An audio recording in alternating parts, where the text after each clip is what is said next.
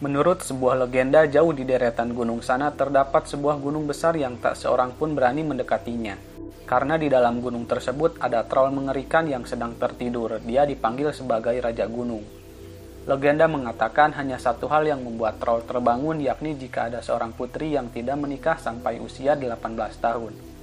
Sang raja harus menemukan mempelai laki-laki untuk perempuan mereka sebelum terlambat. Lalu ada seorang pangeran dari Denmark yang bernama Frederick datang melamar putri Christine. Sang raja terus mendesak putrinya untuk menikah meski ia tidak mau.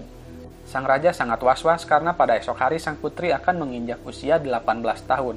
Dan jika ceritanya benar, troll akan terbangun dan menculik putri serta akan menjadikannya budak seumur hidupnya.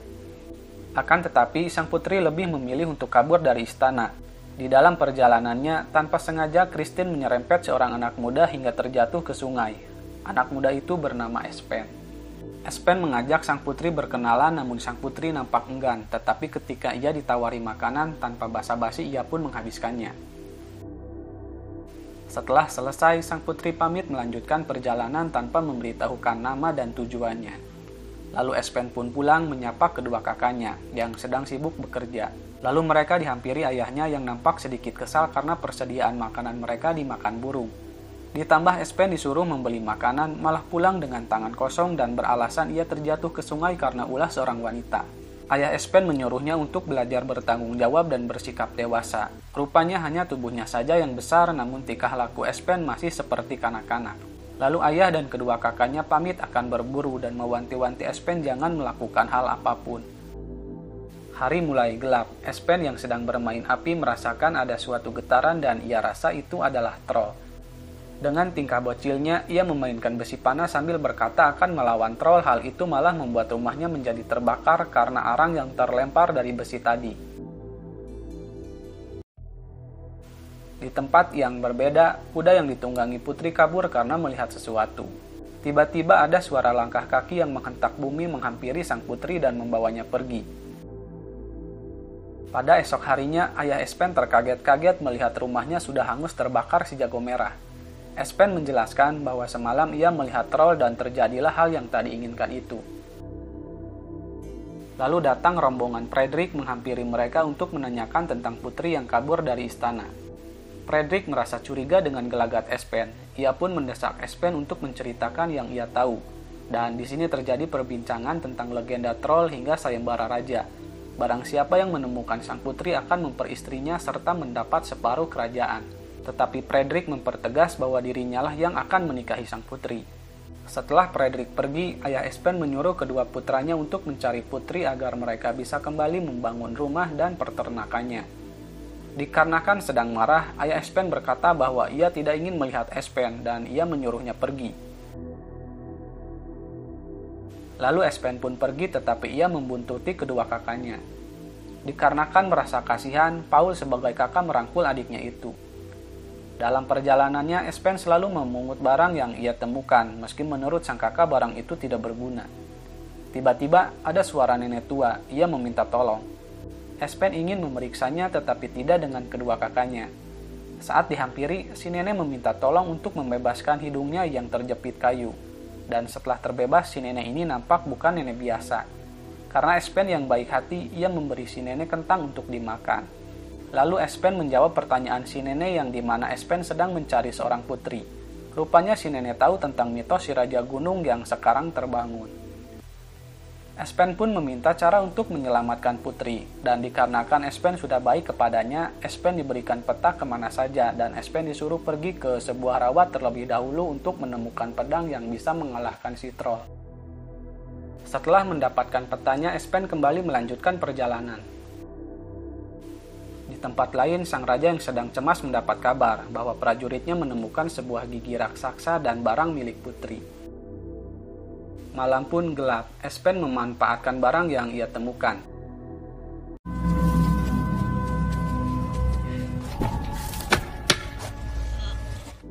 Singkat saja, pagi harinya Espen kembali melanjutkan perjalanannya. Dan di tempat yang berbeda, kedua kakaknya menemukan sekeranjang apel emas yang entah milik siapa. Dikarenakan mereka lapar, mereka pun memakannya sampai habis.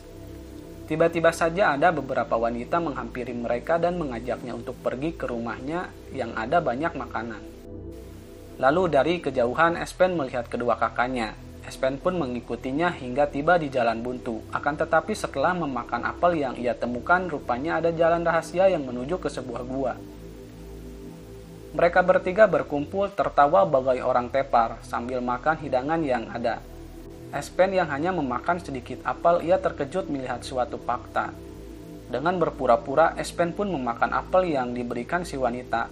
Espen mencoba untuk bersikap tenang setelah efek apelnya hilang. Kemudian Espen meminta izin untuk berbicara dengan kedua kakaknya, dan mereka menjauh dari tempat itu. Espen mencoba menyadarkan mereka dengan sebuah tamparan. Setelah tersadar, mereka berusaha untuk keluar dan mereka pun berhasil. Kedua kakaknya berterima kasih kepada Espen. Lalu kakaknya yang penasaran bertanya, jika troll ada, kenapa tidak pernah ada yang melihatnya? Dan menurut dongeng yang Espen tahu bahwa troll hanya aktif di malam hari dan siang harinya troll menjadi batu. Beralih ke sang putri, saat ia hendak kabur, ia dikagetkan oleh si troll yang akan memberikan putri makanan. Seperti biasa, Espen memunguti barang yang ia temukan. Paul yang kelaparan, ia ingin mampir sejenak di sebuah kedai. Untung saja mereka mempunyai beberapa koin uang dari pemberian ayahnya. Rupanya di sana juga ada Fredrik dan para pengawalnya. Salah satu dari pengawalnya ada yang melihat Espen.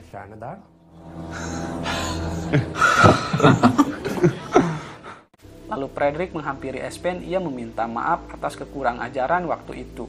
Dan ia meminta bantuan Espen untuk menemukan calon istrinya. Sebagai imbalan mereka akan diberikan 1 kantong koin. Sang kakak menyetujuinya dan ingin memberikan peta itu, tetapi tidak dengan Espen. Espen pun terdesak oleh Fredrik serta kakaknya yang memperebutkan peta itu. Tanpa pikir panjang, Espen menghajar sang pangeran.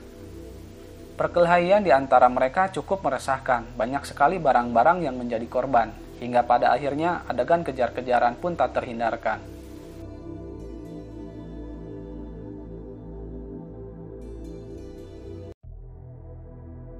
Hingga mereka tiba di tepi jurang, mereka mulai terdesak. Espen mengisyaratkan kode kepada kedua kakaknya, lalu mereka pun terjun bersama-sama.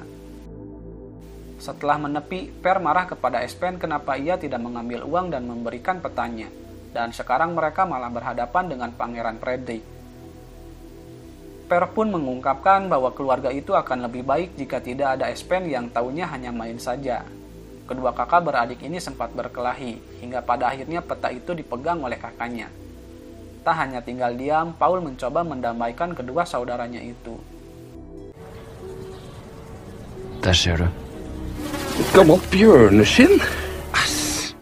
Beralih ke Kristin, ia mencoba kabur dan tertangkap oleh si troll. Kristin pun membuat alibi akan menikahi si troll dengan syarat harus ada gaun untuknya. Kini Espen dan saudaranya tiba di rawa yang dituju. Espen yang tersangkut harus terpisah dari kedua kakaknya.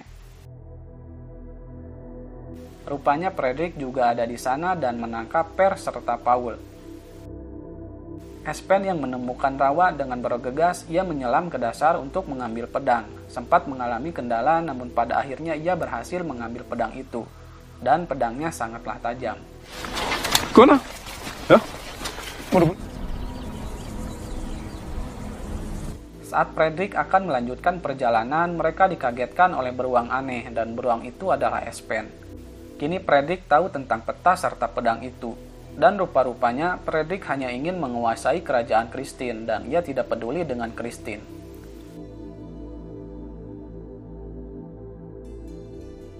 Malam pun gelap, mereka memutuskan untuk beristirahat karena troll aktif pada malam hari.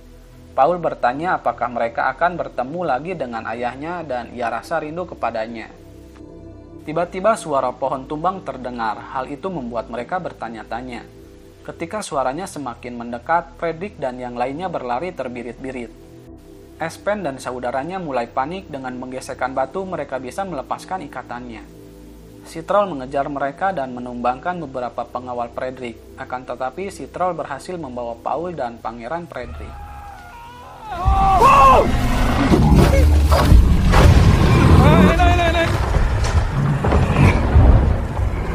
Setelah itu, Espen merasa semua ini adalah salahnya. Per selaku kakaknya, ia meminta maaf karena selalu mengeluh kepada Espen. Per juga menyemangati Espen. Espen mempunyai sesuatu yang unik yang tak dimiliki oleh orang lain. Dan sekarang adalah waktu Espen untuk bertindak. Fredrik dan Paul dibawa ke dalam gua. Di sana ada Christine, dan Fredrik membuat drama bahwa ia datang untuk menyelamatkannya karena ia mencintainya. Namun drama itu tak berlangsung lama, karena Paul memberitahukan niat Fredrik yang sebenarnya. Lalu sang putri menghantam Fredrik, sementara Paul ia mengatakan bahwa dirinya dan dua saudaranya akan menyelamatkan putri. Saat Christine mendengar kata Espen, ia seperti bahagia.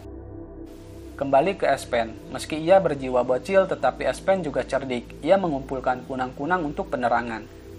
Mereka pun melanjutkan perjalanannya hingga tiba di suatu gua.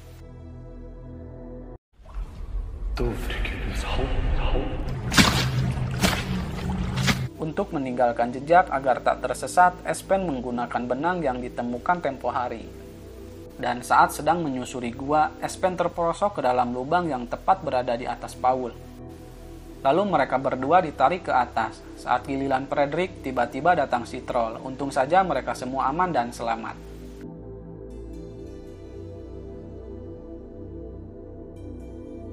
Setibanya di pertengahan jalan, jalan keluarnya terhalang oleh ekor si troll. Satu persatu dari mereka berhasil melewatinya, namun giliran Fredrik, ia berhasil membangunkan si troll. Setelah berhasil keluar, mereka berniat mendaki gunung untuk menggapai sinar mentari. Disusul oleh si troll yang ingin memangsa mereka.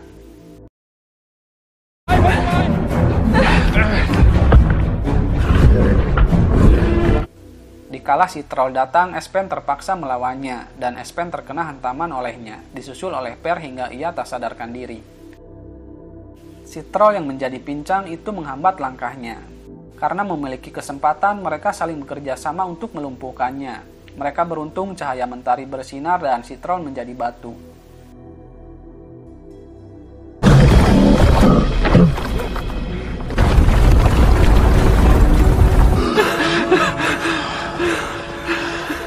Pantas saja tidak melihat si Fredrik, rupanya ia telah menyelamatkan dirinya sendiri.